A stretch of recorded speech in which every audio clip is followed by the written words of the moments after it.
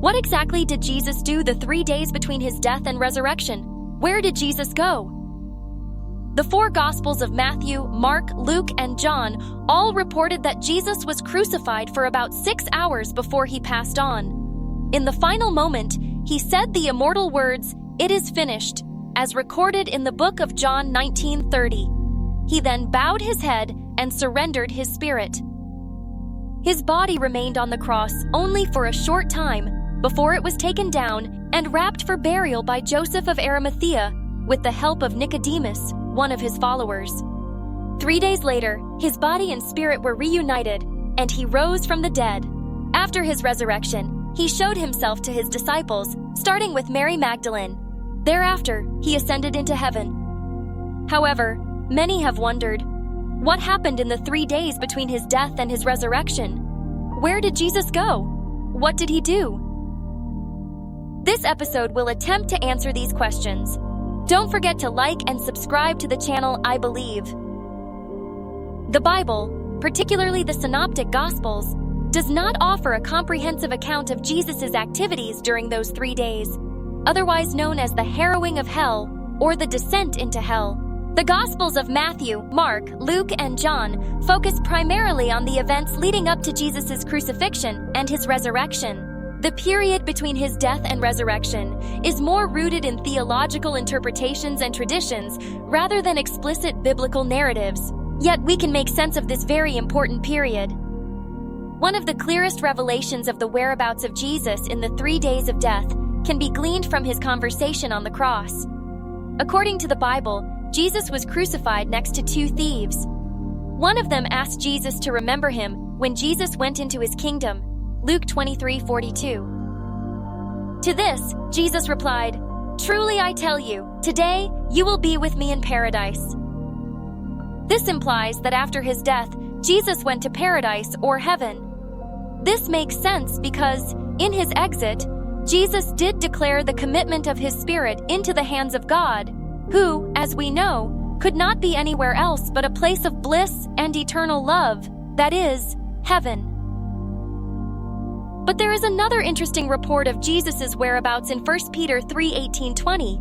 It says, "For Christ also suffered once for sins, the righteous for the unrighteous, to bring you to God. He was put to death in the body, but made alive in the spirit.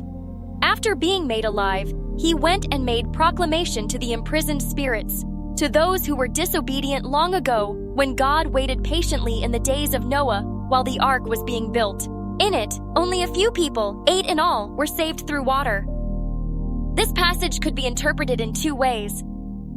First, it could be taken to mean that Jesus, sometime between his death and resurrection, went to hell or Hades and made an announcement of some type to the spirits that were imprisoned there. From this perspective, these spirits that Jesus addressed could be either demonic or human. They could also be fallen angels. It is likely that the spirits mentioned in the passage are fallen angels. They are angels who were imprisoned for violating the law of God, along with Lucifer, who deceived them and turned them against their God. The reference to the flood of Noah indicates that the violation occurred before the time of Noah.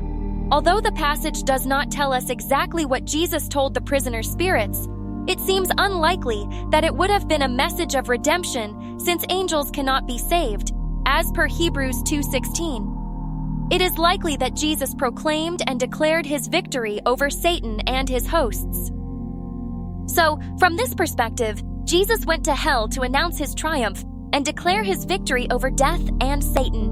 Another Bible passage that tells us of the whereabouts and activities of Jesus in the 3 days between his death and resurrection is Ephesians 4:8-10. This is why it says, "When he ascended on high, he took many captives and gave gifts to his people." What does he ascended mean except that he also descended to the lower earthly regions? He who descended is the very one who ascended higher than all the heavens in order to fill the whole universe. As Paul wrote, referencing Psalm 68:18, when Jesus ascended on high, he took many captives. This is interpreted to mean that Jesus, after securing their salvation on the cross, gathered all the redeemed who were in paradise and took them to their permanent dwelling in heaven. These were people like Abraham, David, Joshua, Daniel, Lazarus, the thief on the cross, and everyone else who had previously been justified by faith and led them from Hades, that is, the dwelling place of the dead, to their new spiritual home. Another way to interpret Ephesians 4 is that, in the 3 days between death and resurrection, Jesus defeated and caged our spiritual enemies, that is, the devil, death, and the curse of sin. He then ascended on high, that is, returned to heaven victoriously as God. This perspective is also founded in Matthew 12:40, which says, "For as Jonah was 3 days and 3 nights in the belly of a huge fish, so the Son of Man will be 3 days and 3 nights in the heart of the earth." Finally, it is important to note that the details of what exactly transpired during those 3 days are not explicitly outlined in the Bible, and various Christian traditions hold different perspectives on the matter. Yet, we do have Jesus' own words on the matter. He said, "Today you will be with me in paradise." This gives us the confidence to say that he went to paradise after proclaiming his victory over death and completing his work of redemption. Thank you for watching. Let me know what you think in the comments section. Please support us by subscribing, liking, and sharing this video. God bless you.